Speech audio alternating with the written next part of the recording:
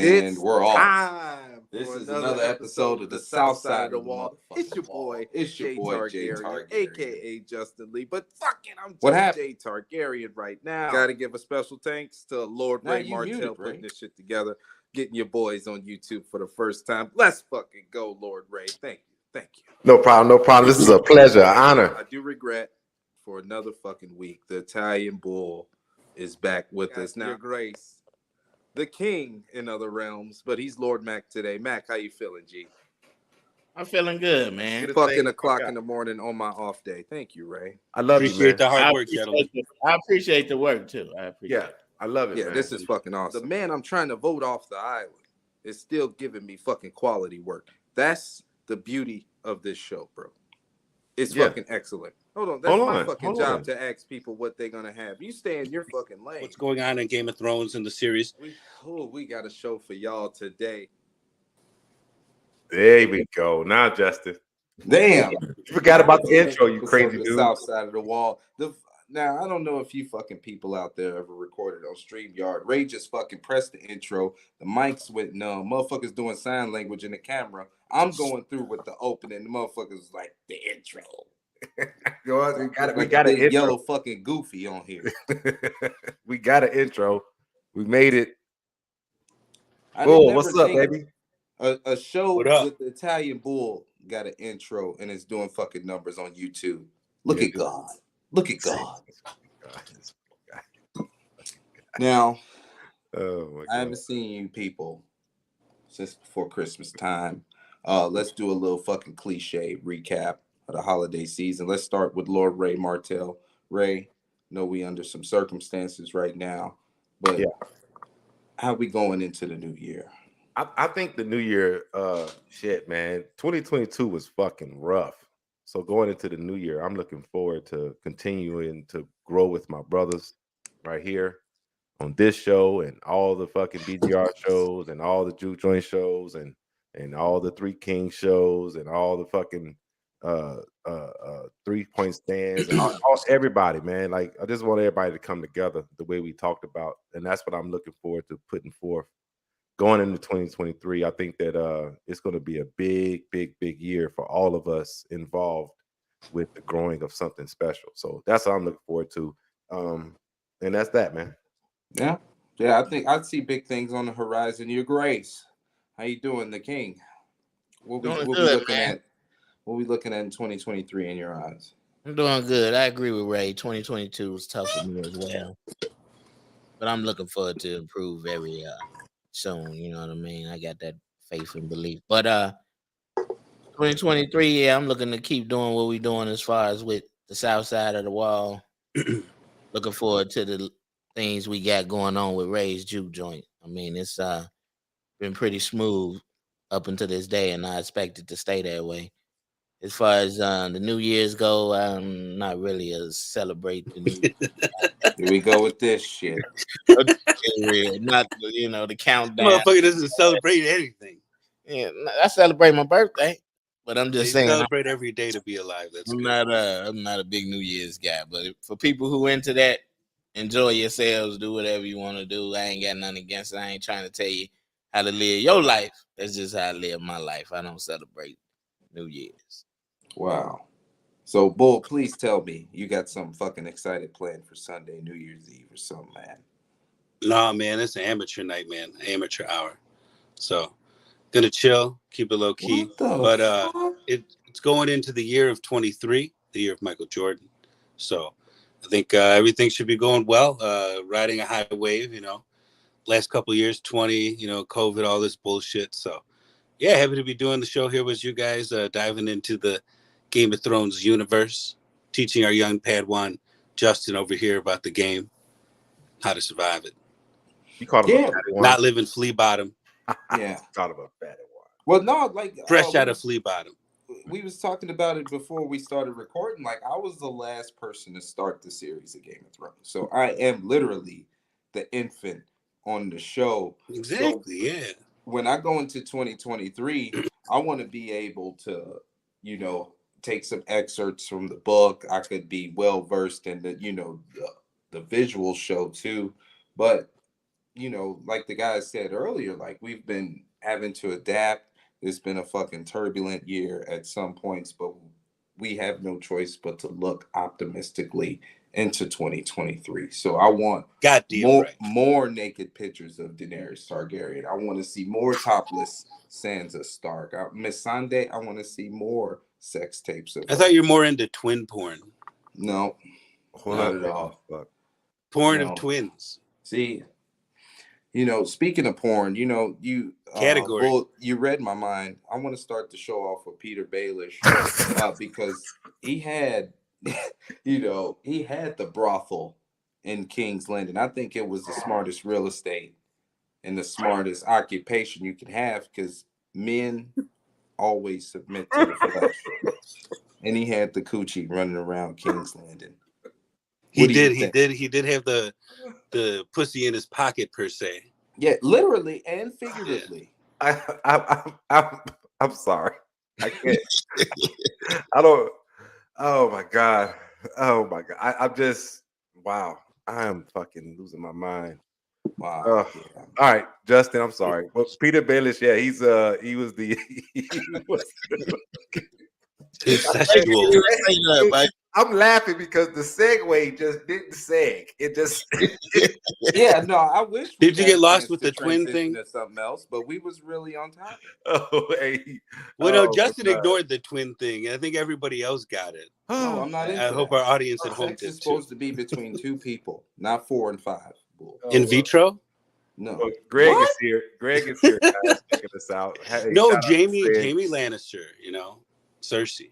Hey, shout out to Greg. He's here watching us. He called us nerds, but you know what it is. Everybody think we're nerds, but we are nerds. Fuck them. I don't give a fuck. I'm lighting this one for Mr.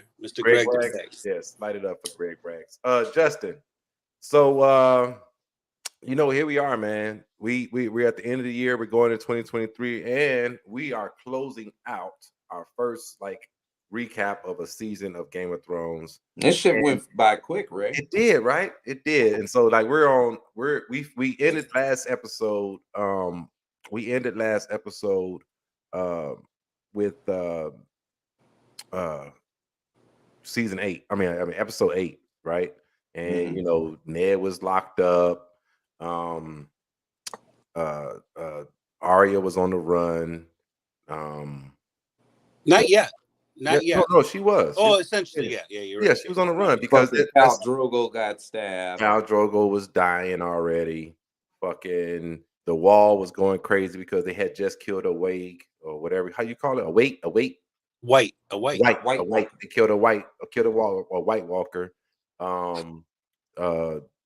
Say that 3 times. A whole bunch of shit happened, and then we came to episode 9, Baylor. Let's talk about that one.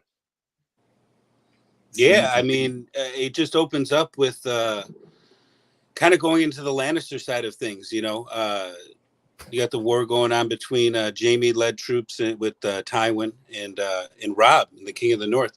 A little bit of chess battle in that. So it's kind of cool seeing that. Robb's the youth. He's the infant of the war planners out there, and he's holding his own and throwing rope-a-dopes per se over to Tywin. So well, let's talk about that a little bit because I think that's important. I think that's an important part of episode 9. I think that what up, Dre? Episode 9. There go Dre right there, y'all. Say what's up to Dre. What up, Dre? Kendrick Perkins in the house. Carry on. Oh my God, what is that? That's crazy. So what was God damn it, you fucked me up with that one.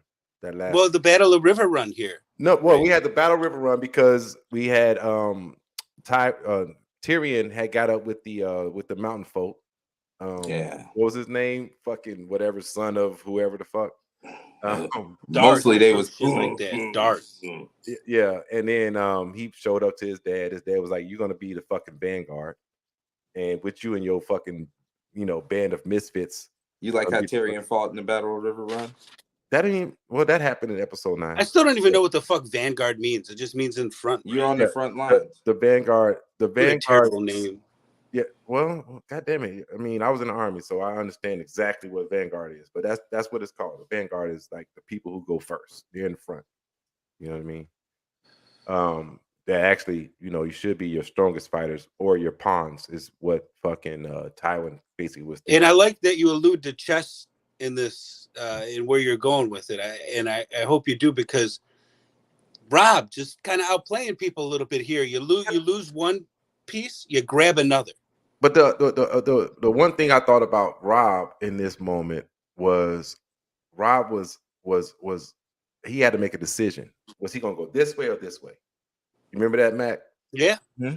You remember he's either gonna go over here head on, or he's gonna go around to the twins, and that caused a problem. Yeah. Because if he had to go to the twins, he had to go through somebody. Mm-hmm. Yeah, he got to go through old man Walder Frey. Yeah, he got to go through Walder Frey, but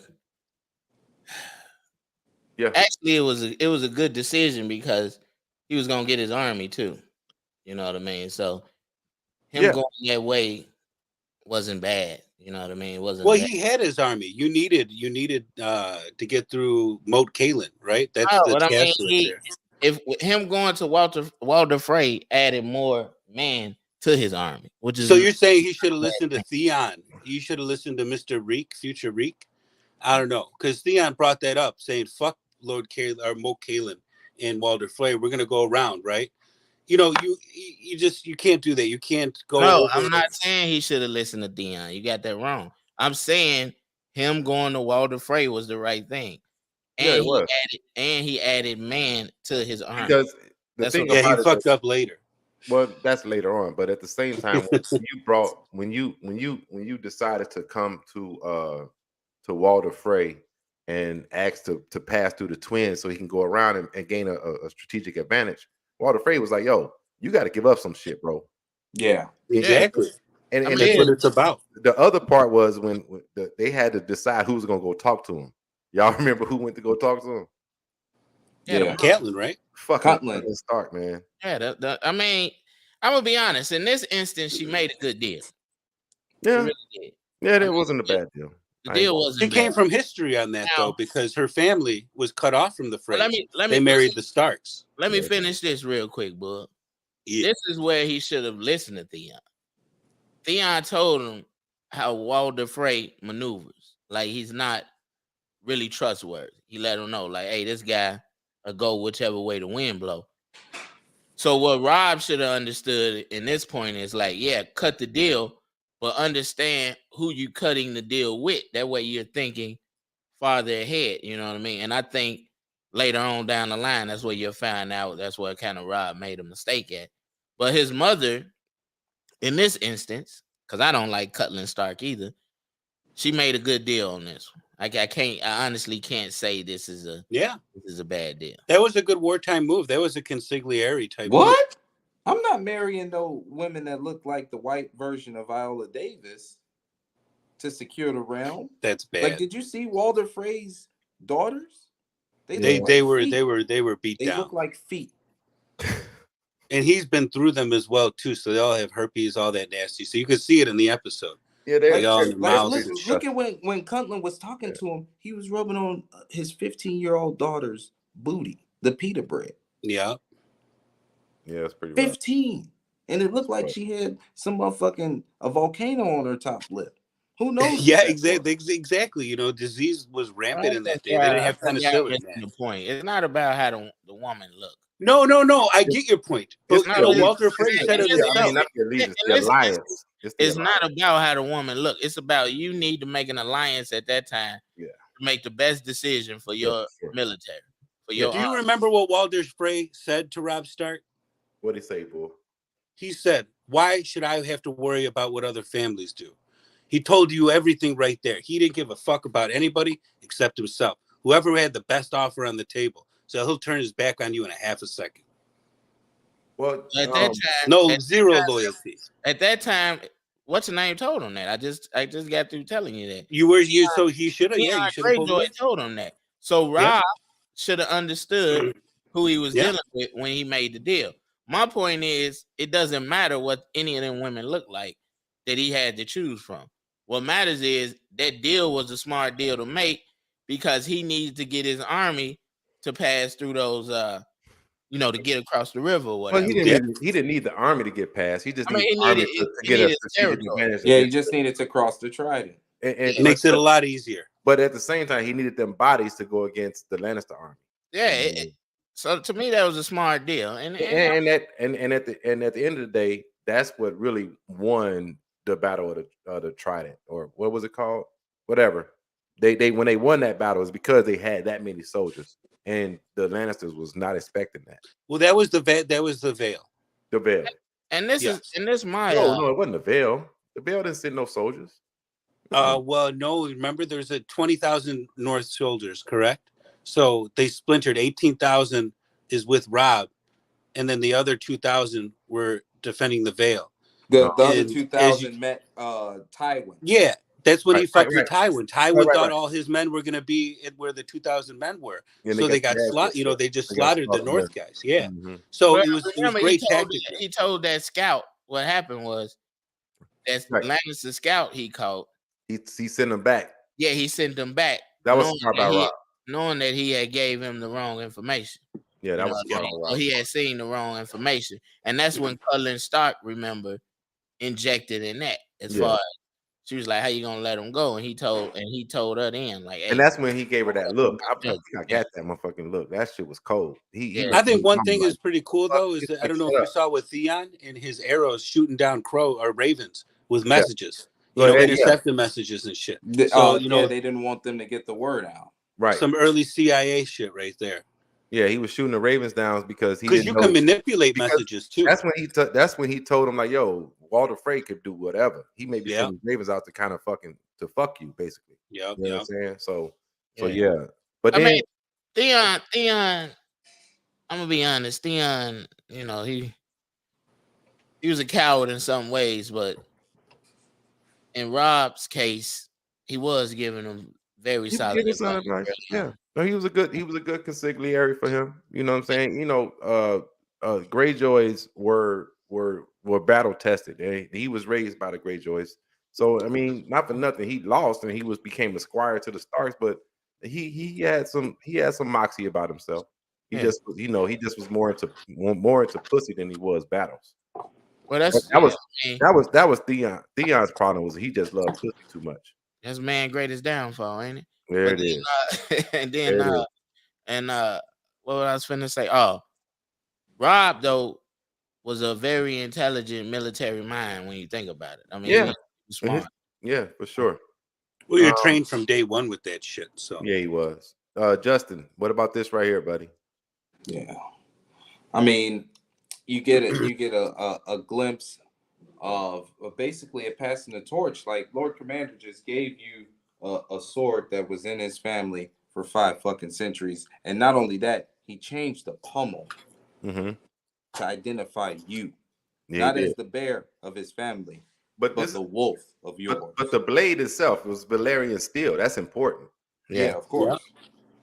Yeah, because people don't know, like guys just seeing the show for the first time, that Valyrian steel is one of the keys in defeating the White Walkers, and nobody even knew. They just think it's just a very rare mineral that you can find in Westeros. It's like a plutonium of the metal world. Yeah, it basically is. Well, not only that, light, fast, stronger than everything.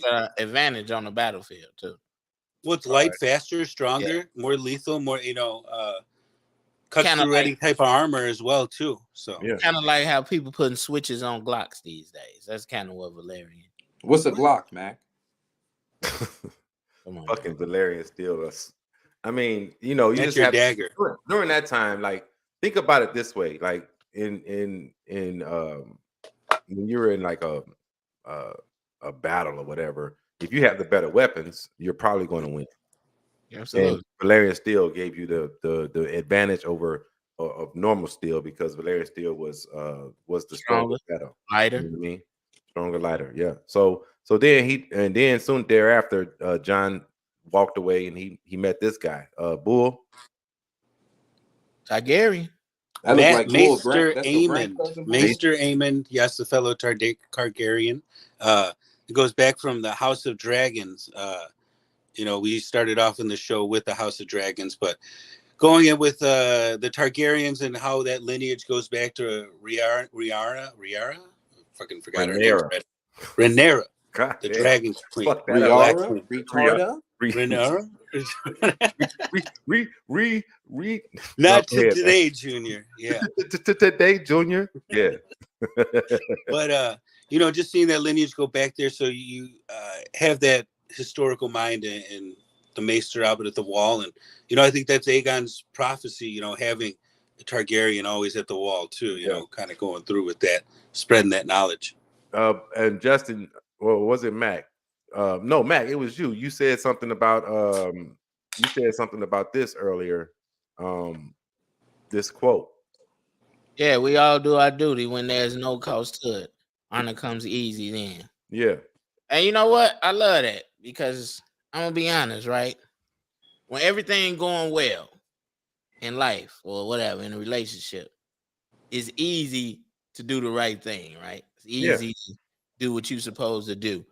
But a true test of a person is when everything's not going well, everything's not going right, shit may be falling apart, and you still honor your duty and you still do what you're supposed to do. So I respect Why?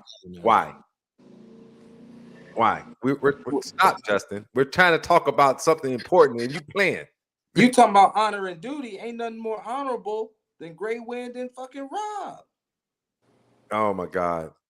Ready to start some battles, It's beautiful. So Dre agrees with you. He's saying that's facts, Mac, and that's the truth. I mean, honestly, it's all about how you handle situations and how you go about life. That was a deep. That's the reason why I picked this one. Yeah, I love that statement, right? Yeah, this one right here. It really kind of just brought everything home because during that time, Rob was indecisive on what he wanted to do. He had just Lord Commander when he gave him that sword, he had just told him like, "Yo, your brother's in battle." Rob didn't know. You know what I'm saying? Rob had no idea that there was a war going on, and his brother was leading the North against the Lannisters. You mean John didn't know his brother was leading the? What I said, Bran? No, you said Rob. Oh no, so Rob was leading the war against himself. Okay, I'm sorry. Well, John was leading the war. John was fucking just found out about the war that Rob was leading against the Lannisters, and the Lord Commander had just told him that. So John was feeling like, what the fuck? I gotta get with my brother. You know what I mean? I gotta get down there. Well, I think him giving them that blade, kind of kept him back there a little bit. Well, I don't know if the blade kept him. I think that he just needed to. The blade didn't keep him. No, right? I didn't think that. No. It was an attempt. I think Aemon. I think he got the blade because he saved the Lord Commander's life. Yeah, he saw the. Yeah, but he knows Jon Snow's going to have an X on his back. Yeah, but he saved the Lord Commander Mormont. That meant a lot. So he blessed him with the sword, so to speak. Trying to save his life. I think what Aemon did there really opened his eyes. He gave him good advice because it's a saying I like to use all the time. You can't see who really with you until it's dark outside. Yeah.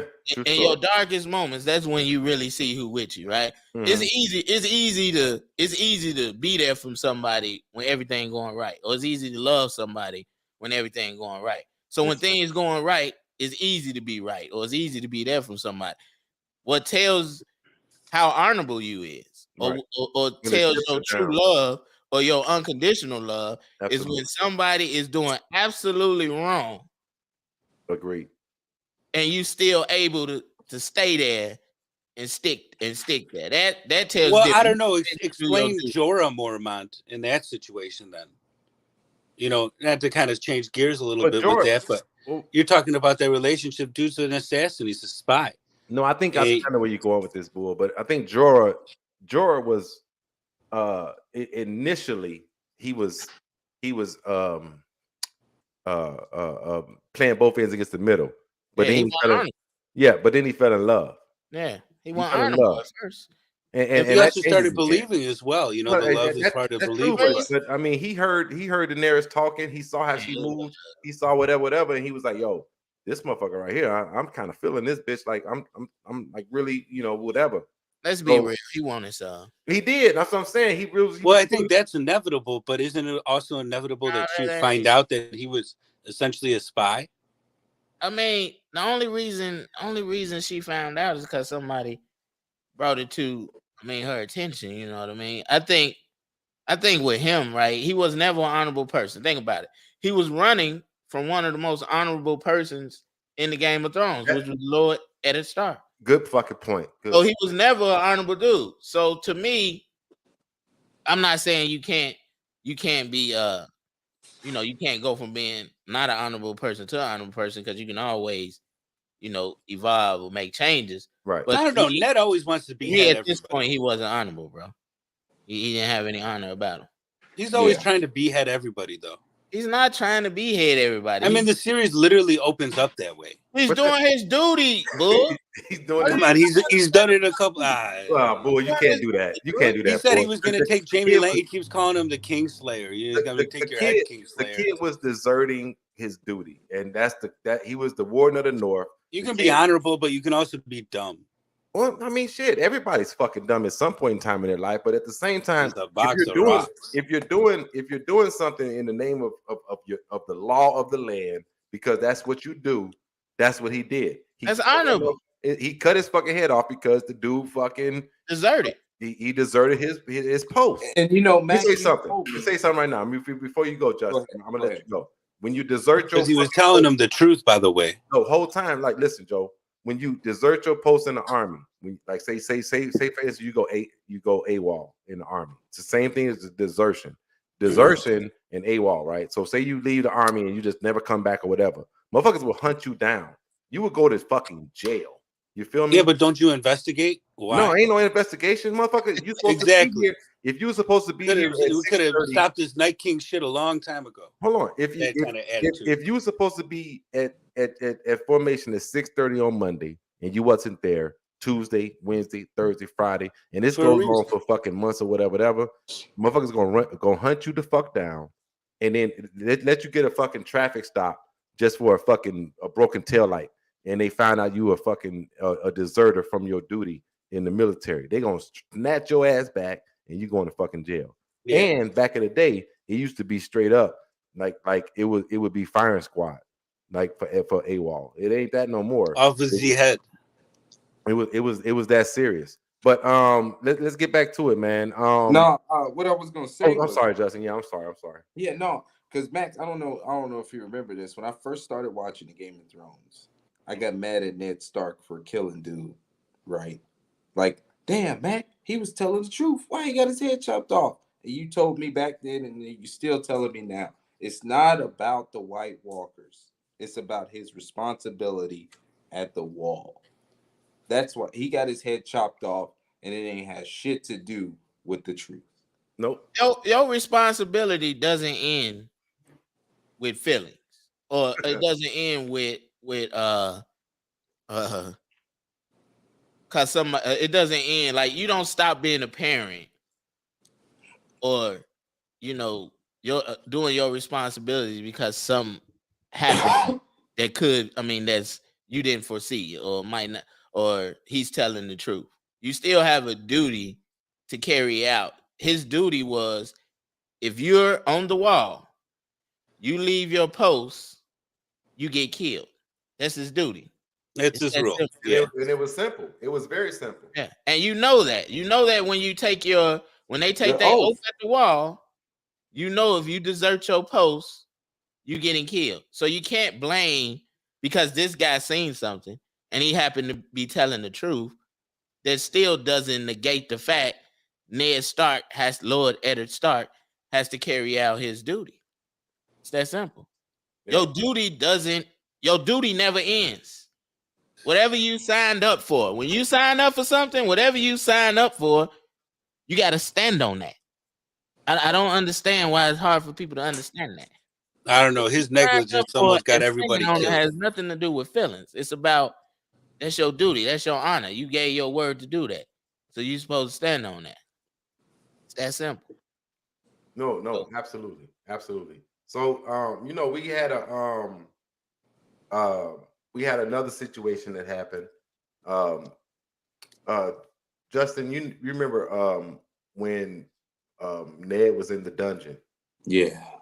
And he had a couple of visits during season 9. I mean, season 1, episode 9. He had a couple of visits by somebody. You remember that? Yeah. A bald guy with no balls. Yeah, the bald guy with no balls, the eunuch. Our guy, Lord Varys. Lord Varys said some very serious things. And one of the things that stood out to me was when Ned was like, well, who the fuck do you serve? And the realm, sir. That was fucking good. Do that shit again, boy. No. Fuck that. I only serve the realm, right? Now let me see if you still got your balls, because you do a good. Yeah, because you did that shit well as fuck, bro. That shit was funny as shit. He was spot on. He was spot on with that. That was Jamie Foxx-esque right there. That was good, but no, he said he serves the realm. But at the same time, he came back a second time and he told him like, "Yo, you can fucking change the situation if you just bend the fucking knee and say Joffrey's the fucking king. Call off your son. Release the son. Call your son off. Call your son off. Tell him like, yo, we ain't finna do this, whatever. We ain't finna fight, so on and so forth. And bend the knee. Say Joffrey's the fucking king, and we can end this motherfucking shit." And Justin, you know what he said. Basically, I'm not. He said, I have no balls. He basically said, "You think I give a fuck about my life?" Right. His words are his. He said he basically said, "I'm not compromising my honor for no bullshit." Hey, yeah. This is why I love Lord Eddard Stark. This is why I love Lord Eddard Stark, man, because he's a man of honor. You know what? Let's just get to it. He's a man of integrity. Let's get to how it starts. He's an outstanding member, as we like to say, man. You seen that look? That's an oh shit look. I fucked up. Hey, by the way, I'm gonna say something that's gonna mess you up, Ray. What's that, brother? 7 hells. Fuck him up. Fuck him up, Mac. Oh my God. The eunuch is actually an honorable dude. No, no. I'm gonna save that for later on, bro. Like whole time, like I love Lord Varys. Look at Sansa exposed in that picture because of his honor. Varys is actually an honorable dude. I love Varys. I agree with that. And this is gonna mess you up, right? He's actually just as honorable as Lord Eddard Stark. But he's just not looking at, like, Lord Eddard Stark is just looking at the house of the Stark. You know what I mean? He just basically looking at the north. You can't call it the house of the Stark. It's the house of the He's looking at his house. The fuck, man. His house, like whatever. But oh shit, we the house of these balls. Where Lord Varys is looking at the whole realm. That's his honor is trying to see the whole realm do good. That's the difference. And it's personal gain, control, power. Yeah, I mean, no, I don't. No. You're not. I'm not going to let you control. He would go join the 7. He would be a religious nutbag. No, he would not. I'm not going. A Jehovah's Witness. I'm sorry if anybody's a Jehovah's Witness. Well, listening. Yeah. I don't agree with that, boy. No, I disagree. I totally disagree. That's not what he was on. He was really on. Him and Baelish, Littlefinger. They're one and the same motherfucking person. No, they're not. No, they're not. They're absolutely not, boy. Their motives are very similar. I'm so glad this is season 1.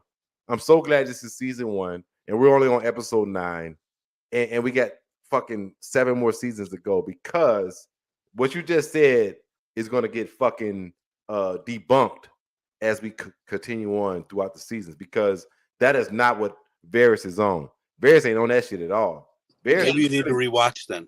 No, Varys is truly about the best. What is the best? This goes a few different ways too, because you got to remember Winds of Winter, and that's the book for anybody who's watching right now, because it does go into different alleys that have not been written yet. So we got to put that in our pipe before we smoke. I'm just saying, just straight from the TV series, that when you look at Varys, and how he moved and how he made decisions and how he talked and how he pushed the envelope with different people, it was always for the best of the realm. Even when he went to Ned a couple episodes ago, he came to Ned with the best interest of the realm at heart. He didn't come to him on no shiesty shit. He came to him on some like, yo, you need to move like this. That way the realm will be better. You know what I'm saying? He uses his power for the right reason. He does. But Littlefinger is trying to gain all the power. I'd say get his something out of your mouth, but it can't. So fuck. Also in that episode, we had this happen. Y'all. Self-inflicted gunshot. Come on, boy. You're not finna say Cheddar Cal Drogo. You're not finna say that. You gotta stop, bull. You gotta stop with that, bull. Self-inflicted. How's that self-inflicted when he was in a fight before that? Yeah, if you remember the fight, he put the blade into him and dug it into him. He knows they don't have medicine back then. They don't have doctors just around. Well, they did have doctors. Yeah, the crazy witch bitch who killed him too. Well, the healthcare was like America. Bull. Okay, the healthcare was probably America. Probably has better healthcare right now. This is her. This is her right here. This is the Try going there with Medicaid. She don't look better than Viola Davis. Holy fuck! Y'all gonna stop fucking slandering Viola Davis? I don't know, man. It's not slander. This lady is uglier than Elon Musk fucking internet. Y'all gonna stop it? But no, like Drogo. This is what was going on the other side of the Narrow Sea. For those that don't know, the Narrow Sea divided Westeros and the other countries of the world. The Narrow Sea. So that's where Daenerys and where she met her husband and the Dothraki lived, and so on and so forth. And we talked about last episode where Drogo had gave a proclamation to where he was going to fucking be the first call is aka king. He was going to be the first one to take his army to the fucking to Westeros. So during this time he had a fight because motherfuckers question his fucking they question his cowness. Thank you. That's a good word, cowness. So they question his cowness, right? And he had to whoop some ass. But during that battle, he got cut and he started to get sick. And Buddy Ass was like, yo, any call that can't ride a horse ain't no call at all. You know what I mean? So like they was legit like about that life over there with the Dothraki. You know what I mean? They were legit. It's the same with the kingdom and the other side of the sea, man. It's all about power. The other side of the sea. Okay. They have less rules over in the Dothraki. So but because during that time, Justin's girlfriend, fucking Daenerys, fucking took on. Look at her fat ass. Look at that. Look how much. We haven't even got to that part yet, Justin. God damn it. Oh, I'm sorry. What I'm saying is Daenerys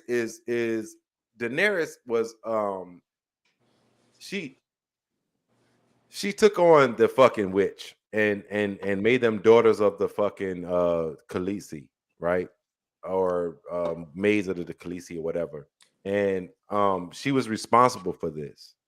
And also during that episode, she committed the witch to save Khal Drogo's life because he was dying. If y'all remember that. I think she lost a grasp of reality there because she just thought everything was mythical. Everything was magically could save anything, and it was just far gone, and she didn't want to lose her power either. Hey, y'all, we got it. Hold on, real quick. Hey, y'all, we got our first fucking bot to ever come onto our show. Y'all see that shit in the comments? Yeah. Y'all see that shit?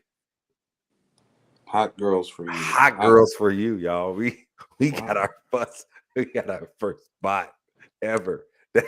Just to stop. Hey. Come here, baby. Asia. Hey, look at this. Hot girls for you. Hot girls. Hey, Justin. Yeah.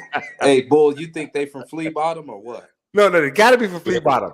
And look at XYZ is the .xyz is their fucking Look at this shit, yo. Like, how the fuck do they find us on this fucking shit, yo? Like, looking at Bull fucking browser history. Bull, do not put sexyfind.xyz in your browser. Do not do that. Add them to the stream. Will not. Or shall I? Maybe I should. No, don't do that, because probably, you know, you're probably gonna end up talking to some dude that says, "Hey, I saw you on YouTube and I wanted to talk to you." You know what I'm saying? Some shit like that. Yeah. I heard you talk about the 7. I heard you say Oh, wow. like Wow. legit. I got fucking, hey man, this shit is fucking hilarious, bro. Like, that's just crazy. The night is dark and full of terrors. The It's pretty deep. Hey man, this shit is fucking hilarious. But anyway, let's move on. So Justin, take us into it. We are here now, bro.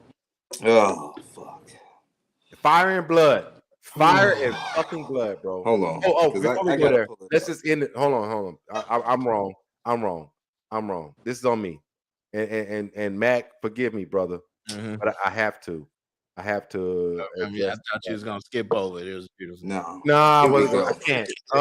This was a pivotal moment, because this is the moment. Let me just say this before I let Justin and Bull fucking start their whole diatribe about this shit. This moment right here is when I was really invested in the show, because by this time I was very much a Lord Eddard Stark fucking stan. I love this kid. I said kid. I love this man. This man was fucking important to me by this His time. kid's in the picture too. And you see Sansa being held back. There's another picture of Arya, and she's with one of the Northmen. I forget. Actually, this is a viewpoint from Arya, my man. Oh, okay. So Arya was watching in the crowd with one of the Northmen that was witnessing the beheading. And this fucking ass hat right here, I can't even fucking point to him. I wonder if my fucking pointer can fucking circle fucking yeah, I got a pointer for you. Yeah, there you go. This fucking asshole right here talking about some bring me his head. You know what I'm saying? And that shit fucked me up, bro. Well, like, hold on, I was Ray, so fucking angry. So and that fucking threw angry. everybody for a wild card as well. Let me tell you something. That kind of threw me through a loop too, because I did not think Ned with one head was gonna bend the knee and you know, announce Joffrey as the rightful heir to the throne.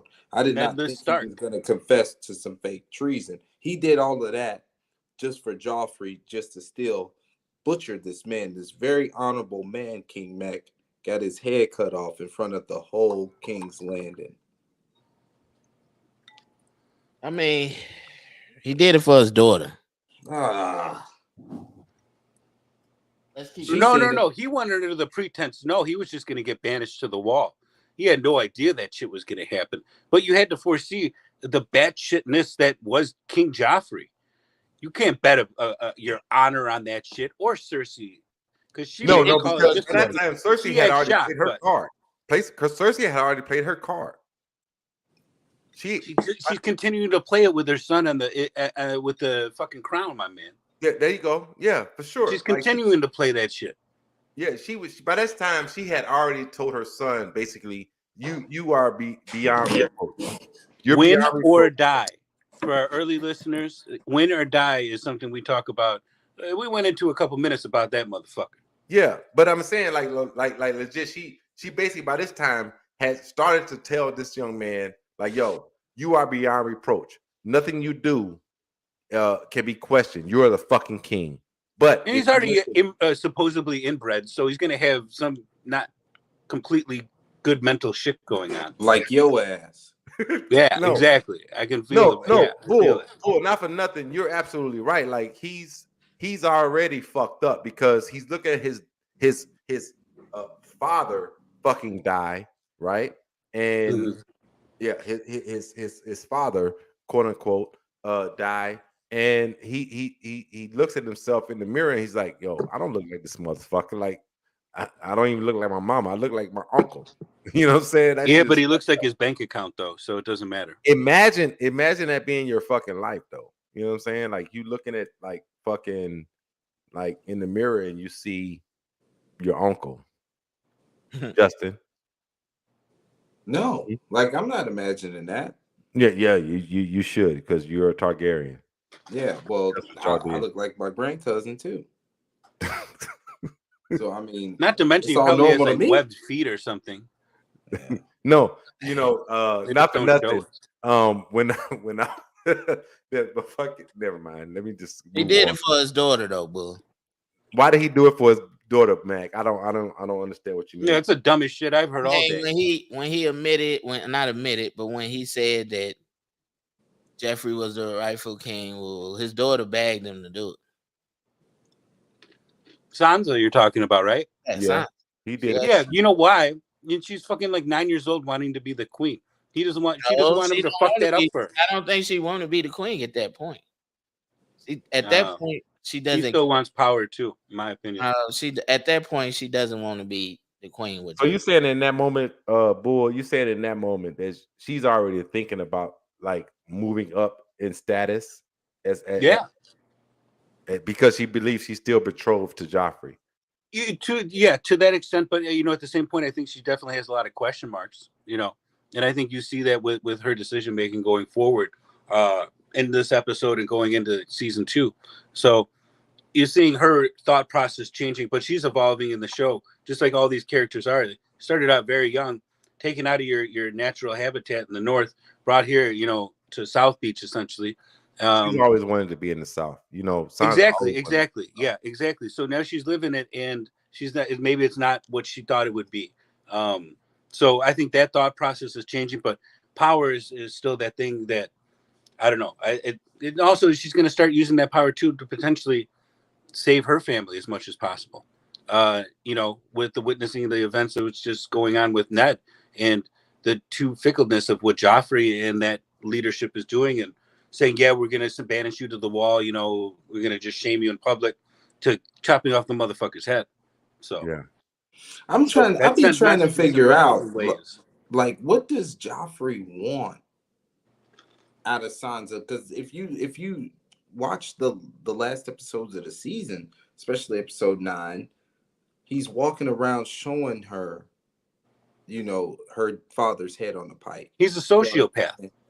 Like, why do you want to torture somebody that you got to hope? Because it goes back to the fact that he was embarrassed in front of her when her sister had when she got bit. Yep. That's a damn deep. That's a deep cut right there, bro.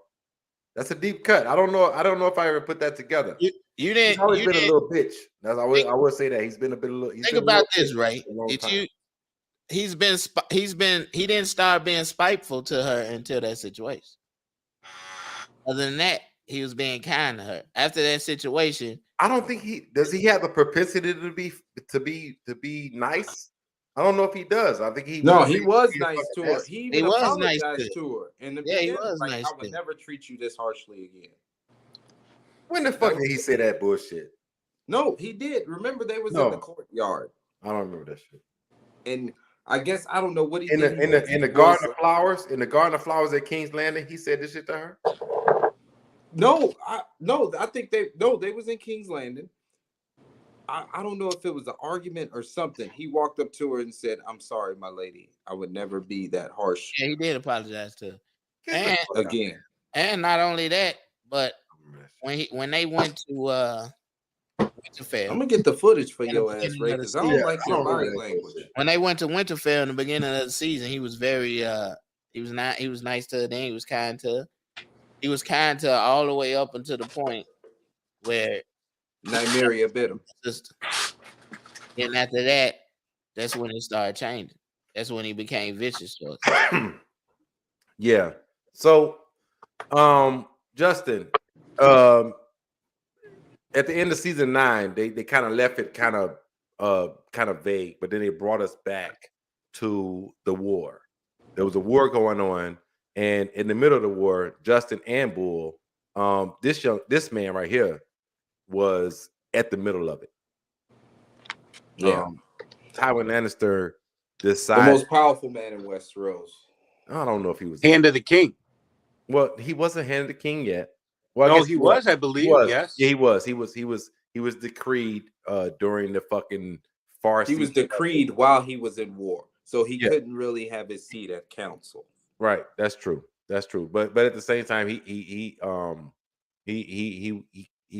anyway, continue. I'm sorry. Maybe Tywin Lannister got caught between a rock and a hard place because his duty was supposed to be in King's Landing, but for the sake of his family's name, he had to be 10 toes down in the battlefield. Yeah. We had 20,000 North soldiers upset here, so you had to counter that a little bit, right? I mean, in that picture right there, he actually was sitting at a table with his brother and with Tyrion after the battle.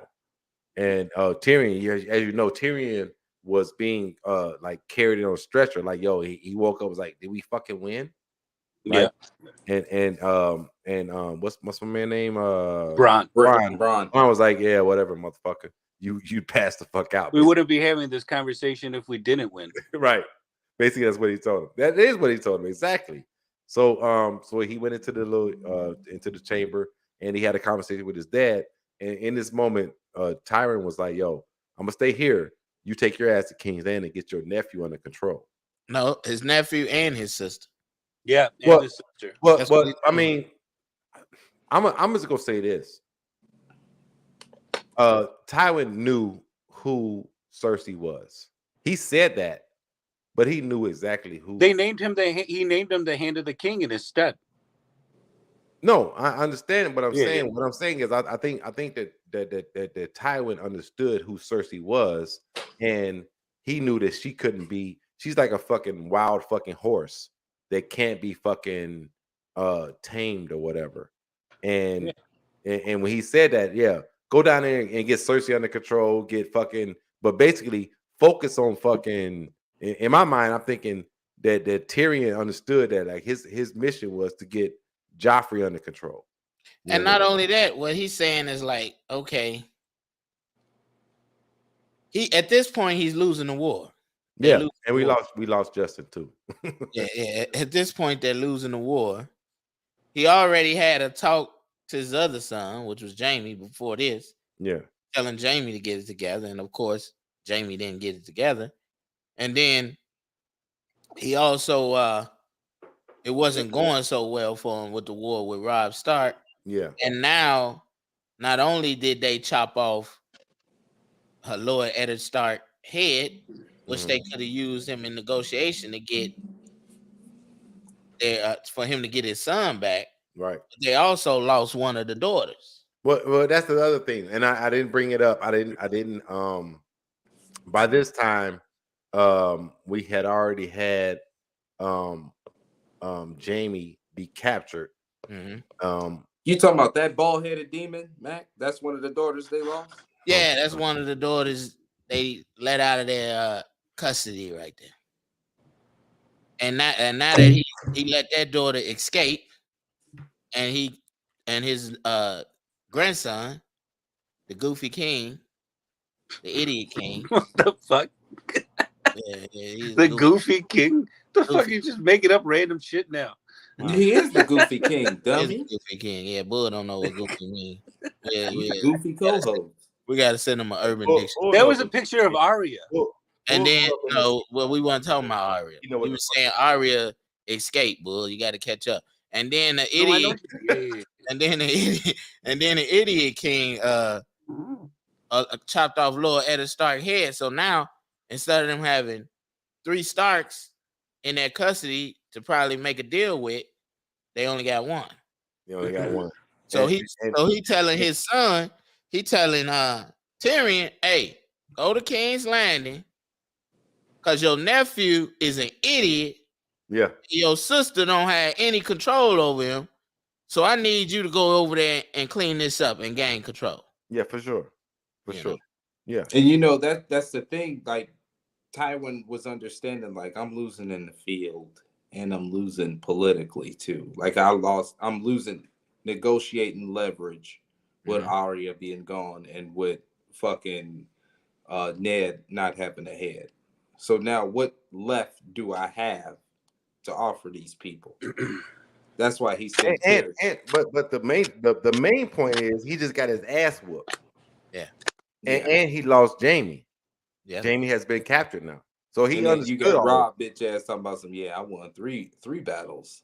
Yeah. He counting the motherfuckers too. No, he did. He won undefeated. No, he was undefeated. Yeah, he was. He actually did his fucking thing. Looking like Roy Jones. You know, but at the same time, like Tyrion, Tywin understood like how power shifts, and you have to have pieces in place in order to control power. And he felt like that the Lannisters lost a little bit when they lost Arya. They still got Sansa. Ned is dead. Rob is whooping his ass. Where the fuck is John? You know, he don't know where the fuck John is, right? Recon, nobody cares about Recon. Nobody know where he's at. Nobody cares about Recon. Who gives a fuck about Recon? Nobody. Like, wow. He was a useless child. On Southside of the wall. He was useless. He was a useless kid. Nobody cares about Recon. He had to be Stark. But what I'm trying to say is that he understands that the Starks, because of their honor, because of their status in the North, if they didn't have control of that, the North would rise up in the name of the Starks in order to fucking fight them. You know what I mean? So I just think he understood that for sure. And I'm like, one thing I learned about the Lannisters, you can start to see it in this season, really. Yeah, this guy. As far as military, as far as fighting wise or battle wise, they weren't that great when you think about it. No, they wasn't. What made them good was they had great political minds. They had money, particularly they controlled the wealth. Particularly the father and Tyrion. What type of fucking name is Great John? What? Who is Great John? Something down in the south. The guy to the left.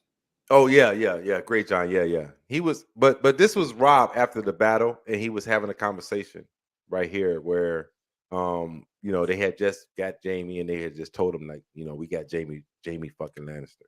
You know what I'm saying? And that became Jamie's downfall. He was with them for like a whole fucking season.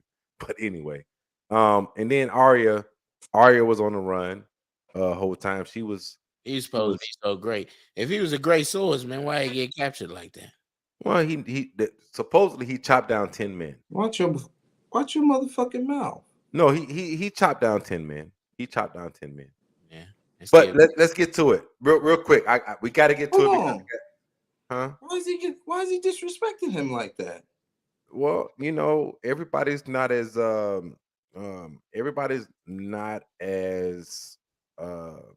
loving of Jamie as you are, bro. Let's just put this shit on the table right now. Mac, what problems do you got with Jamie Lannister?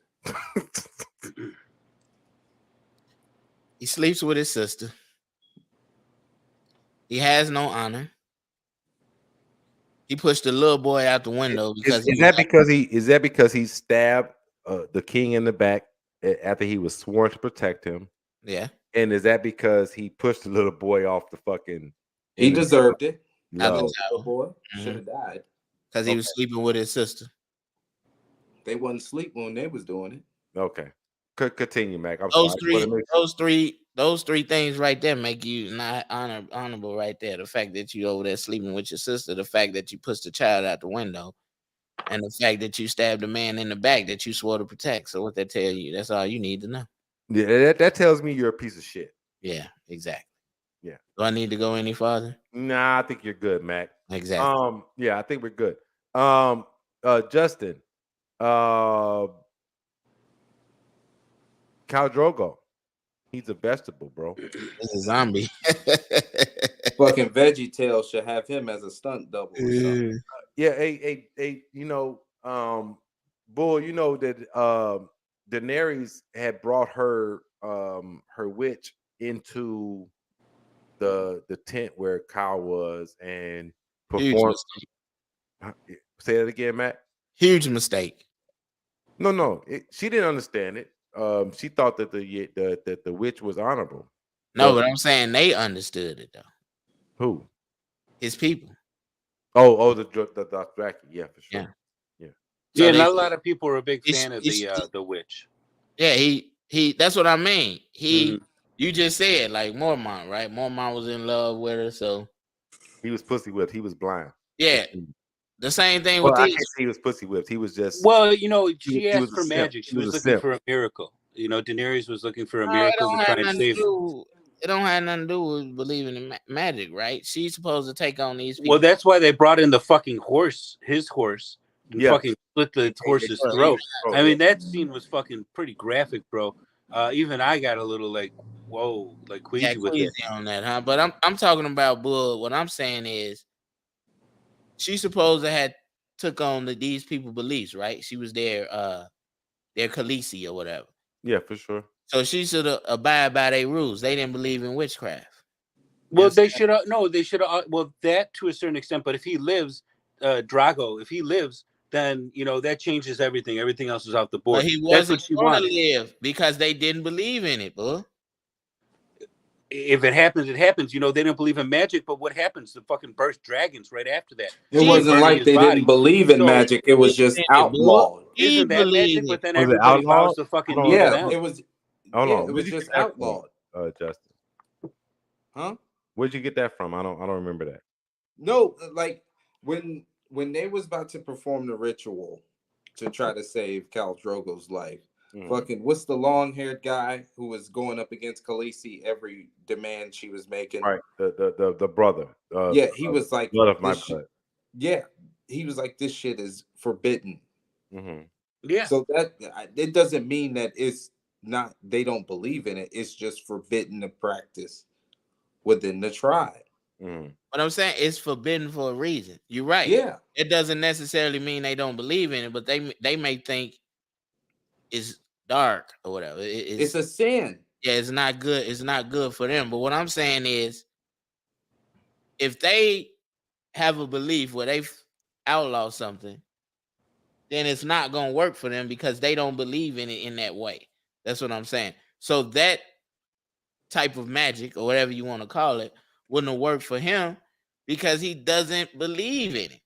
The reason her doing what she did with the dragons, which yes was magic, worked because she believed in it. Her faith was entitled. Thank you. That there we go. That's the point I'm getting to. Like, but seeing is believing. So no, she didn't see. She just went and did it. Seeing is believing. But I'm saying she didn't see. She just went and did it. She never seen that done. Oh yeah. I don't know what the fuck. Like, she set her husband on fire.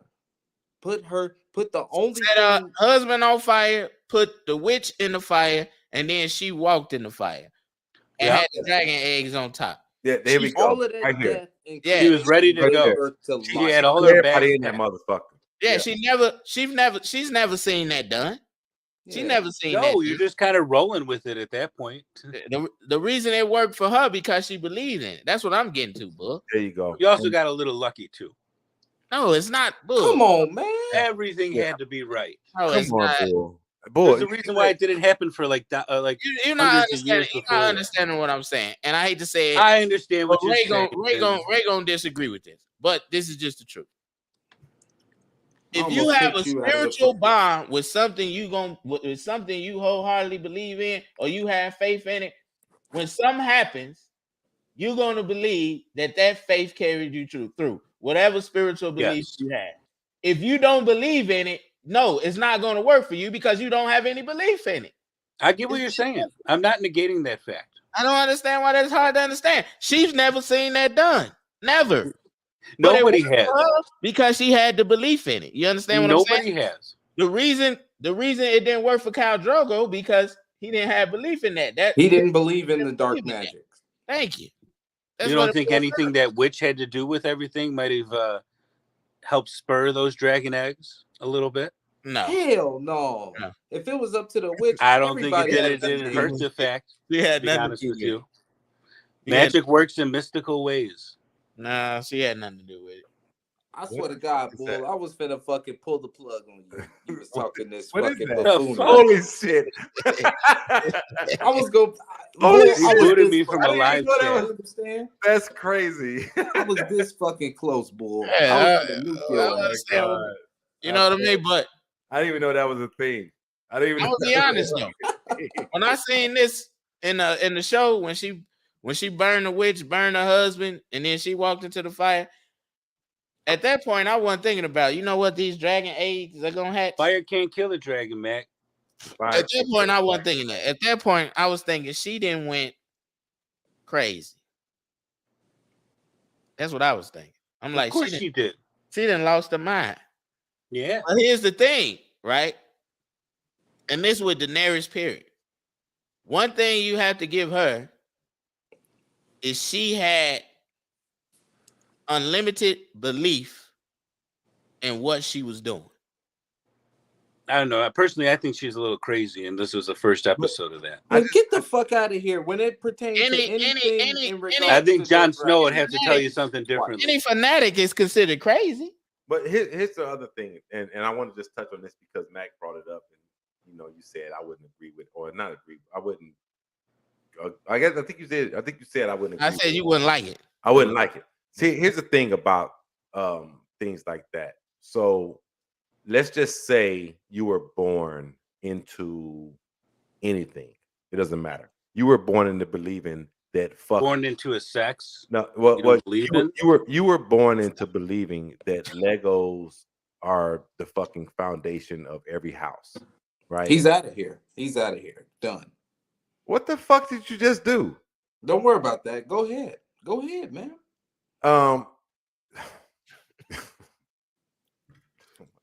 Well, you can't give him power. You don't know. I got to take that away. It's unreal. We like he'll be back, man. You just can't interrupt the show like this, Ray. You're being a nuisance to the show. My guy, Lord Martell, was going into a dive. I was going into a deep dive, but I didn't even hear what Bull said. It didn't even faze me. I was in a whole different zone. Let's go. I'm ready for it, Ray. I'm on this dive. So let's just say you was born into a life of fucking believing that Legos were the foundation of every house. Right? And you grow up from childbirth to fucking 18 years old or whatever, right? And then by the time you turn 19 years old, somebody tells you that guess what? No, that's not what houses are made of.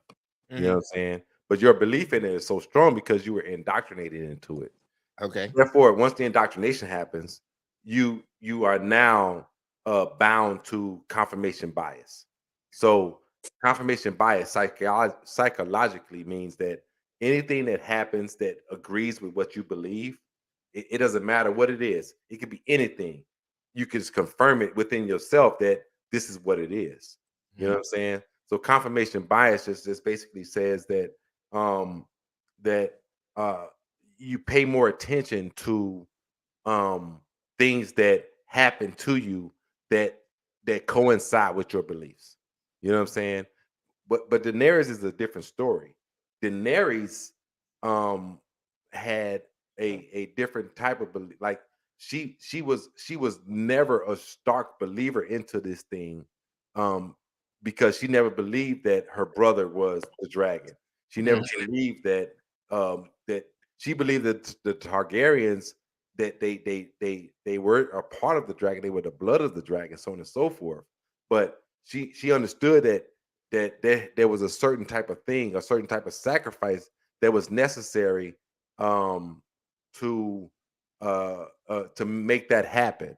Well, you got to think, Ray. That goes. Hold on, real quick. That goes back to like we were talking before we even press play. We probably press play before we even press live. We were talking about like the scriptures or whatever, and faith without works is dead. That's a scripture in the Bible, right? Mm-hmm. So Daenerys understood that she had to put something into it in order to get something out of it. Her brother, goddamn, what's his name? Whatever the fuck his name is, Viserys the third, didn't understand that. But that's why the things that she put into the dragons, and she had them underneath the fire all the time. She checked on them. She poured into them. That's transference of energy. That's why she became the mother of dragons. I'm just leave that there. Leave that there. He really believed though. No. I'm saying she did. She did. I'm not gonna go there. I'm just saying, that's just confirmation bias. Yeah, well, what I was gonna say is like Viserys never believed in the Targaryen, like the duty. He was just trying to figure out what he was owed as the last living male of the family. So he was just looking for rewards and riches when Daenerys took it as a responsibility. Viserys never had the responsibility of being a Targaryen. I think he was like spoiled. You know what I mean? That's the way it seemed to me, which is weird because he grew up kind of without his parents, but he was spoiled. You know what I mean? Like, I guess because everybody was telling him he's the true king, or he should be the king, that he let that get to his head, not understanding that he has to carry himself in a certain way. He just acted as if everything was gonna come to him. You know what I mean? Whereas Daenerys, she carried herself in a way where she knew she had to go out there and get it, that it just wasn't gonna come to her. That's the difference. You know what I mean?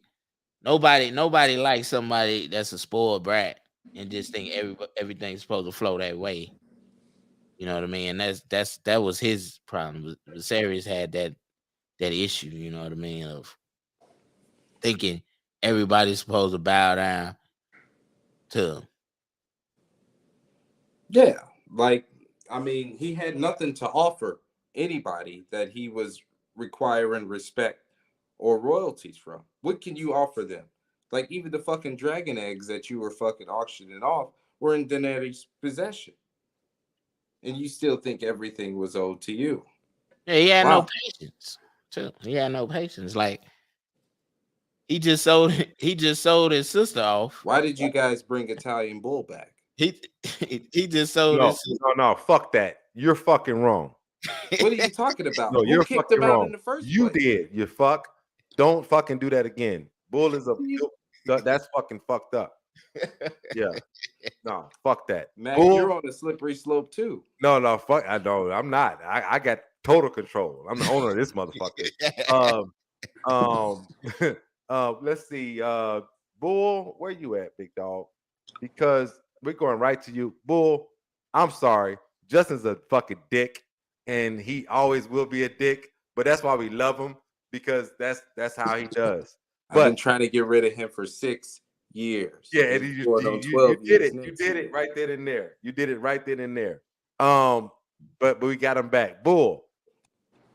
This I made this question for, well, man, I'm about to fuck up. Specifically for you, brother. I made this one for you.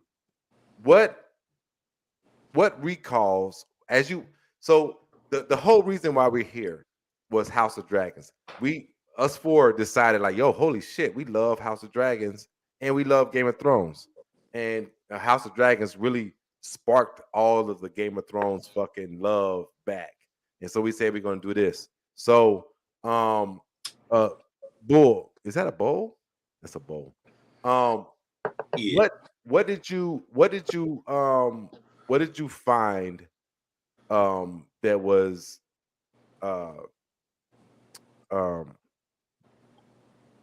parallel with House of Dragon and Game of Thrones? When you watch House of Dragons and you watch Game of Thrones, what did you see that was similar? I'm gonna take one away. Peter Baelish and Otto Hightower. Take that one away. But other ones, continue. Yeah, I think the chase of the throne and how succession is prevalent in both series. It always is. It is the Game of Thrones. It is the House of Dragons. Kidding me? And I love it. You know, I think a metaphorical, I would say an actual physical piece that is transcendent. Is that a word? Transcendent. Transcendent is a word. Yes. Stop. No, I'm talking about before. This man is so draconian. You wouldn't make it far in the medieval life. You wouldn't make it far. You wouldn't get far. Da-da, da-da. No, I would like to talk about Viserys' dagger. Viserys' dagger is a piece that we see throughout. All right, Jaehaerys already had it, gave it over to Viserys. That carried its lineage on. And when we were talking about this episode earlier with Lord Baelish, he had it at Ned's neck, and that was that same blade. So, good steel is hard to find. Valyrian steel. No, and they gave it over to his daughter too. Yeah, he gave it over to his That's daughter. later in the show, Reverend Mac. It doesn't fucking matter. He's asking a yes or no question. No, yes. I'm talking about in the House of Dragons. No, in House of Dragons, yes. He gave it to his daughter. He did. Yeah, he gave it to Rhaenyra. Mm-hmm. Yeah, he gave it to Rhaenyra. Yeah. Mm-hmm. And that's why, I don't want to go too far back to the House of Dragons, but that's why she acted a certain way in the episode and didn't want to go to war right away, because she understood her real true duty because of that dagger. Yeah, I wanna ask a question too around to the panel, because if you look at Game of Thrones on Twitter, everybody hates Sir Criston Cole from the House of Dragon. How do you guys feel about? He's not that bad. How do He's you a guys decent feel fighter. about Criston Cole? I wouldn't say everybody. No, hold on. Wait. Why didn't you ever put a link into the group chat about people slandering Sir Criston Cole? Because I don't really care for him. That's Sir none of my Criston business. Cole. No, I mean like you should have just put it in there so we can have our own opinions. That's what she said. That's kind of stuff. I don't care about the opinion after I put it in there. No, I wanted to Sir Criston Cole moved on emotion. I'm not saying that I don't think that people should be like up in arms like he's like the worst character or whatever. He beat Daemon in battle. Thrones Twitter, like he's a prick. No, I don't think he's a prick. Like he was hurt. Like let's say for instance, like let's just say that like the person you're in love with hurts you. That shit fucking hurts. Like I don't know if you ever been hurt, but I've been hurt. But he took an oath to bed no wife. The oath doesn't fucking matter when your heart is involved. Oath. I know they're pretty big on oath. We just talked about this damn near 40 minutes ago. You talking about the loyalty? We talking about duty. Yeah, no, we're talking about duty. But Ned Stark's wife to go fuck somebody. That's different. Like with a man, like men are territorial. Men are territorial like a motherfucker. Like that's why we have outies and they have innies. It's a whole thing, right? We have swords, you know what I'm saying? And we wield them motherfuckers all day long. You feel me? Like I'll go into that another day. But at the same time, men are very territorial. And so when we have our woman or we feel that our woman has stepped out or changed or whatever, we lose our fucking minds because they're not supposed to do that. It's supposed to be a part of who we are. Like we're one once we come together. And if you step out of that as a woman, like you willingly brought somebody else in. And it doesn't matter what Rhaenyra did. Are you talking about like an open marriage? No, not necessarily open marriage. It's just saying if you spread your legs for somebody else, that means you gave it willingly. You know what I mean? That's different. You know what I'm saying? Yeah. Pain like a motherfucker. It's a pain like a motherfucker. I've experienced it. That shit sucks. That shit fucking sucks. But anyway, you got to think about like the job title. Like you got to understand the consequence of what Rhaenyra and Criston Cole was doing. The only reason why it was even allowed was because Rhaenyra had some control of the situation, even though it was whispers going around about her, around the kingdom. But still, at the end of the day, she was invincible. She didn't have any consequence in them finding out. Like Viserys wasn't going to kill her. Yeah. I mean, it still don't matter. He was in love. He was like a motherfucker. He could hear all the rumors he want. She put that fire on him. Yeah, he could hear all the rumors he want. He could have understood she may have done some wild things. He could have understood all that. But he was in love with her. He was. He put that fucking that wild thing. What? And for her to just like, and then he was like, I want only He's like, I want only you. How wild is wild, man? And when she told him, like, that ain't gonna happen. That ain't gonna happen. He's getting dragon banged. We can still do our thing, but that ain't gonna happen.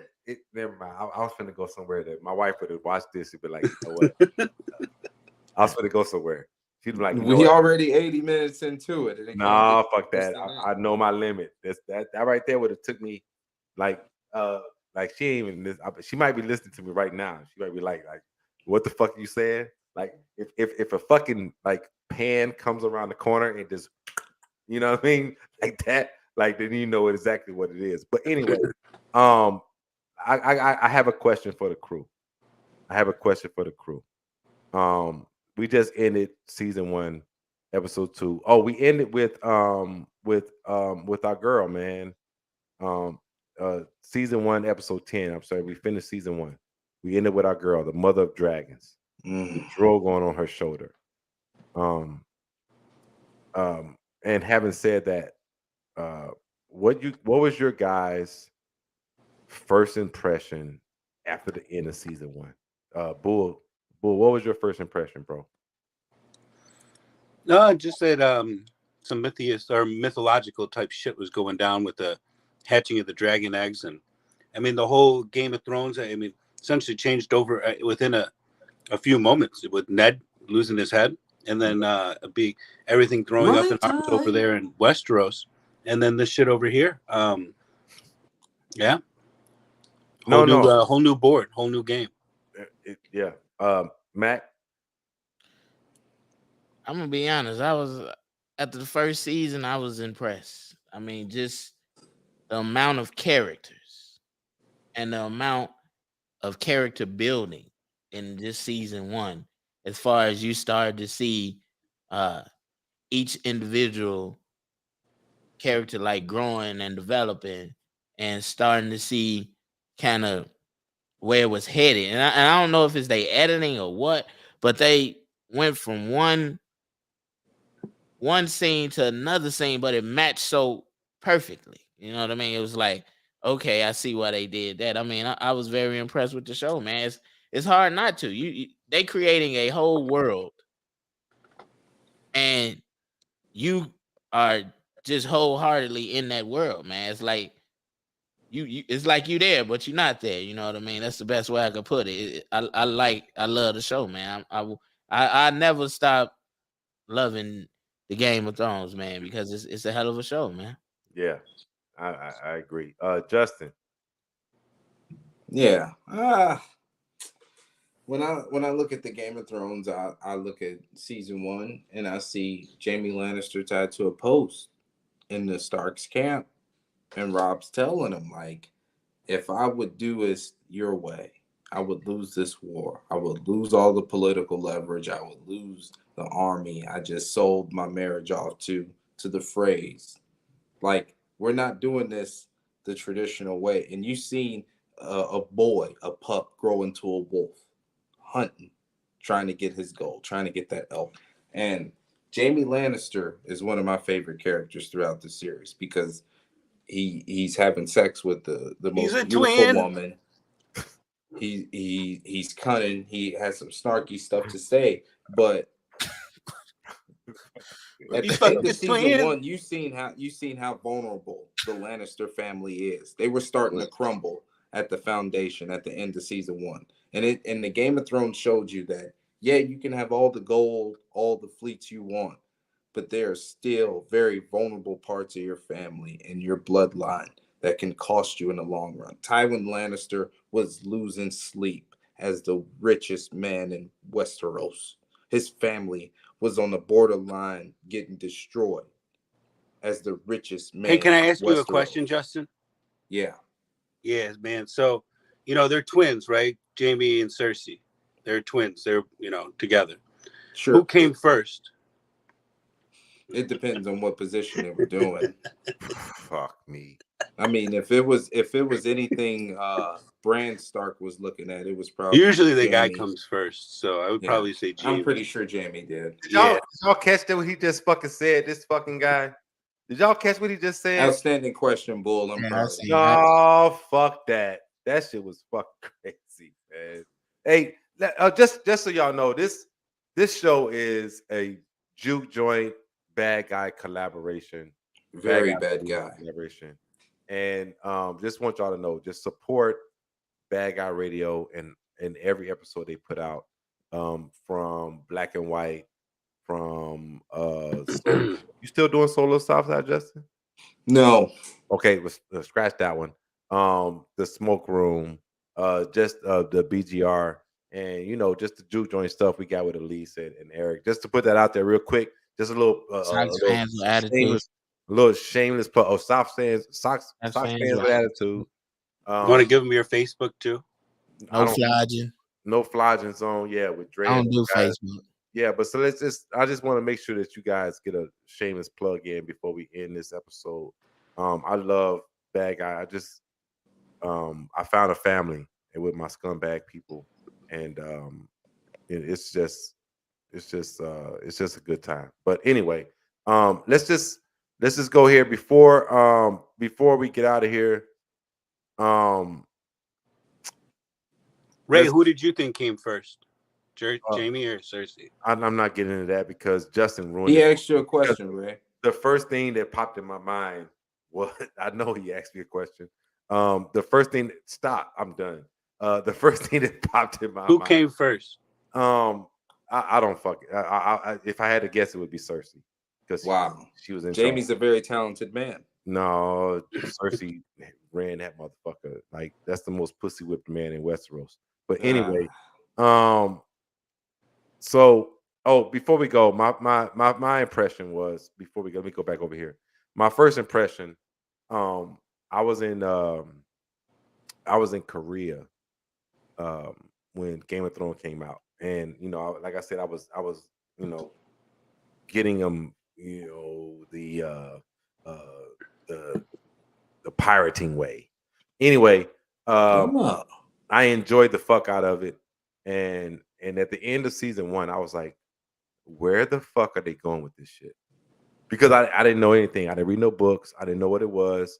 I know I enjoyed the show, but then we got dragons. We got fucking fucking teenage king in King's Landing. My favorite people in the whole show are on the run. They're basically fugitives, and Sansa is being held captive at King's Landing by this fucking crazy ass fucking king. And I'm at wit's end. Like, I'm legit at wit's end. Like, I can't explain to you, like, the end of season 1 fucked me up. And I'm like, when is season 2 coming out? And it took like almost 2 fucking years for season 2 to come out. Y'all remember that? Yeah. That shit was still like that, man. That shit was crazy. Like, I'm waiting for season 2 to come out. And in Korea, I ended the season in Korea by downloading the episodes. And by the time I got home in 2012 and I started to catch up on everything, it was like, we won't be back to 2014. What the fuck are you talking about? 2014? Like, this shit is crazy. But at the same time, it came out before that. But anyway, my first impression was just like, I can't believe how well this show is done. HBO has done it again. If we ever want to make this show something special, I'm gonna reach out to HBO to see if we can use clips, because we really need it to make the show something different. So, especially in Peter Baelish's fucking brothel. Yeah. There was a lot of knowledge being, not knowledge. There was a lot of secrets being. There was a lot of role play in there. A lot of areola. Yeah, I mean, casting couch. I mean, I think that like literally, like you walk into King's Landing Bull and you see a black leather couch. Now they said it has doilies on it. Get all on this guy, man. I don't get it, man. I don't know, Mac. I think we have a great mixture. Like, me and you are the elder statesmen. Like, I'm the oldest. You're next. Then Bull. Then Justin. I think we have like a nice little mix. So because I'm talking about the show, yeah, and I'm younger than you, you love areolas. That's why. Like, That's the It's norm. a necessity to life. No, it is. No, but I think that like once you sucked on enough areolas, like they're not as important. Am I at that point yet? You're not. You're almost there. You just hit the milestone to start changing. See, Mac, let me grow, Mac. Yeah. Give me a chance to grow, Mac. But Justin, trying to help you from being set up. Justin, before we get out of here, what was your absolute favorite moment from the season? Watch this. I know it's gonna be. I know what it is. That's why I'm getting out the way early. Well, I'm just gonna be completely honest with you. Watching Arya Stark look away while her father's head get chopped off was the absolute like climax. We started this fucking show, right? We finished the House of Dragons, and once we started diving into season 1 of the original series, these fucking old people were drooling over Ned Stark and how honorable he was. And I'm thinking this fucking Neanderthal needs to get whatever, just get wiped off the show. And I had it. And it was all because Lord Peter Baelish was the snake in the grass. And he told them who he was. And Ned still didn't believe it. And Mac, we were talking before the show, and you confessed. You said you believe Ned Stark deserved to die. And I agreed with you. So yes, Ray, that is. Hold on. Mac never said that. Yeah, I never said that. I rest my case. He was really good at marriage, but he sucked in life. I rest my case. I rest my case. Mac never said that shit. This man can twist my words. This man is just taking words. How do you feel about pretzels? He's fucking anime pretzels over here. He was a very good husband, but he lost all his money in Vegas. How do I feel about Lord Eddard Stark? I think Lord Eddard Stark was an honorable person. Hey, with his head chopped off. Did he put everything on fucking white? What? Did he bet everything on white instead of black? Yeah. Lord Eddard Stark was an honorable person. That's what I believe. Wow. You know what I mean? Wow. Rest in peace. And his honor got him killed, unfortunately. So did he deserve to die relying on his honor? Nah. Y'all. Wow. I can't take a shot. Wow. I can't take a shot. Wow. Over here bullshit. Y'all fucked me up with that one. Minute 92 and Mac dropped this bomb on me. Oh my God. You work for Al Qaeda? I don't even know who they are. Oh my God. Hey, Bull, what was your favorite moment from the first? I don't know, man. I don't really have a favorite moment. I don't have one. The whole show, the whole world. I feel you on that. Are you fucking kidding me right now? The whole world. You really gonna do this to me, Bull? The whole universe. You can tell me what Jorah Mormont's fucking nuts smell like, but you can't tell me your favorite part of season 1? No, he's going to tell you that. He said Bull a nut smeller. No, when I mean everything, it's just because it's on the prefaces of just everything starting. That's with the dragons being hatched. No. It changes the preface, and that's the last 30 seconds of season 1. Hey, Bull, you fucking kidding me, Bull? Bull. When I said the whole world. Bull, B, listen. I understand where you are. I'm not gonna come down. Are you fucking kidding me, Bull? I'm looking at you the way Tyrion looking at fucking Joffrey. Like, yeah, like I think Bull is making a good point. Like we were introduced to this world in season 1, and you gonna agree with him? No, I'm not gonna bash him for making the decision to not make one particular. You know what I'm saying? Like, it goes into you're right. You are meeting the characters in the different houses, and there's so much to learn.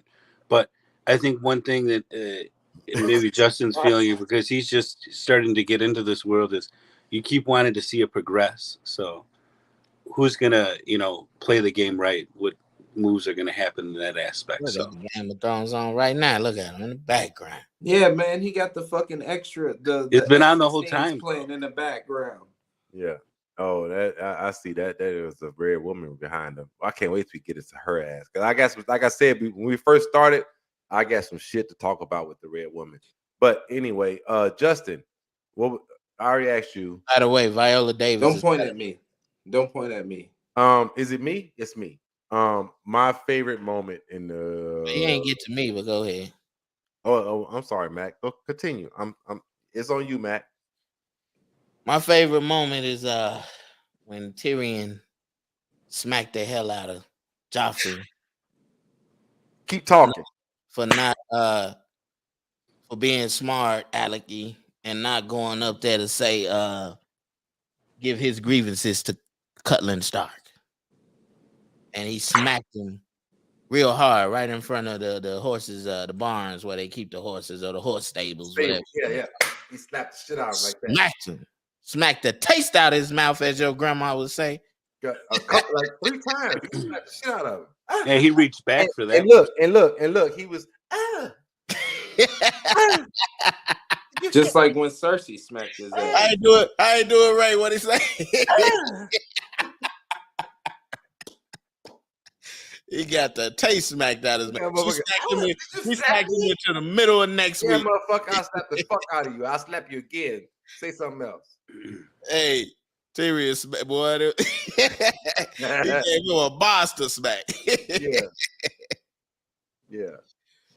And then what the Hound tell him? The Hound said, the young prince gonna remember that. He said, "Good."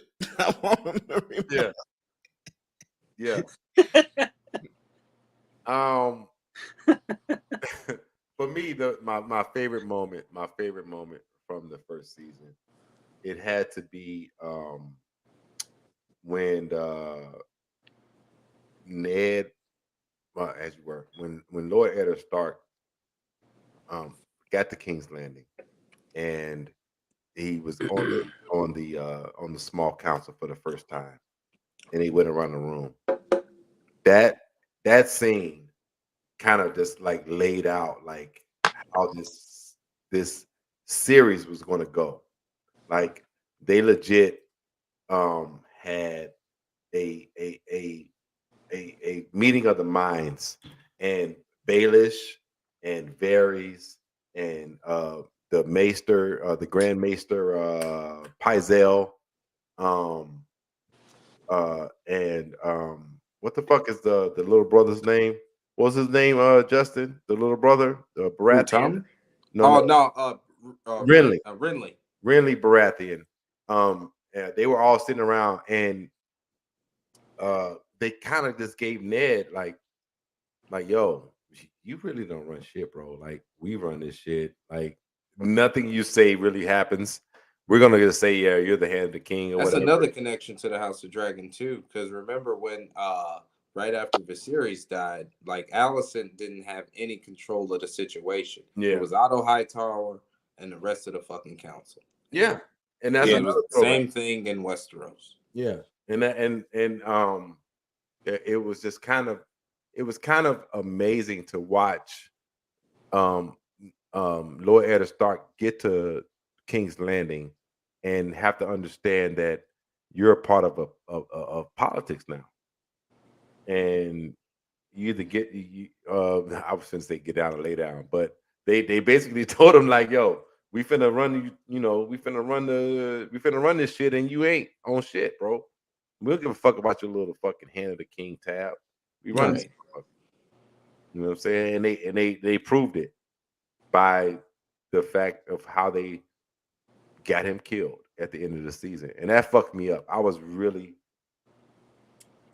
loved Lord Eddard Stark and his character, and when he got beheaded, it fucked me up, and I was like, holy shit, I can't. You know what I mean? He had a real William Wallace effect to him. You know what I'm saying? It was like Braveheart watching Ned Stark. Initially, all bullshit aside, like I know I troll on the show, I was not wishing for Ned Stark to die. But because you motherfuckers worship and kiss his fucking corns and his bunions, I'm glad the nigga gone. Now we could go back to worshiping Targaryens and Lannisters. Yeah. Well, but before we go, worshiping no Lannister, that's for sure. Before we go, I'm not repeating myself. Before we go, let's Daenerys has 3 dragons. Mm-hmm. And excessive weight gain. And vegetable husband. Oh my god. Yeah. Viola look better. That was before niggas lying on the show. That's before she brought the dragons to life or whatever. Hey, that's my boy right there, Drogon. So Drogon was born right then and there. But at the end of the day, we're going into season 2. Everybody that's watching, anybody that's watching right now live, anybody that's watched us in the past, so on and so forth. Next year, we're gonna try to bring it even more strong, more crazy, more funny, more whatever. Southside of the Wall, we're just gonna keep it going. Season 2 of Season Thrones. Season Thrones. Y'all hear what the fuck I just said? Season 2 of Game of Thrones. Season 2 of Game of Thrones. Thanks, Bull. You sound like a fucking deacon on the first row. Good. He's good. That boy good. He's good. But no, we're gonna try to bring it. We're gonna try to bring it even more, in 2023. But this is the end of season 1. Justin, how you feeling? Yeah, I'm fucking excited for 2023. I sit here and look at fucking Italian Bull, and he looks like the fucking pig that killed Robert Baratheon. So, I tried to fucking kick him out the show earlier. Somehow he magically found his fat ass back here. So I'm just gonna leave it on that note. Happy fucking New Year to you people. Mac, how you feeling, bro? Man, I'm feeling good. This I do several shows, several podcasts, rather. So this probably is up there as my favorite podcast to do, man. I really enjoy it. Give us a break from talking about sports, and then we get to talk about Game of Thrones in a different way than anybody else. You know what I mean? We get to bring some comedic humor. You got Justin, who loves breasts for some reason, and then he loves titties. Yeah, he does. Yeah. And then you got Italian Bull. He's always smoking and choking and toting or whatever he's doing over there, and bringing good insight. And then of course you, Ray, you bring it all home. You put it together with the insight. You bring some deep insight. So I'm enjoying the podcast, man.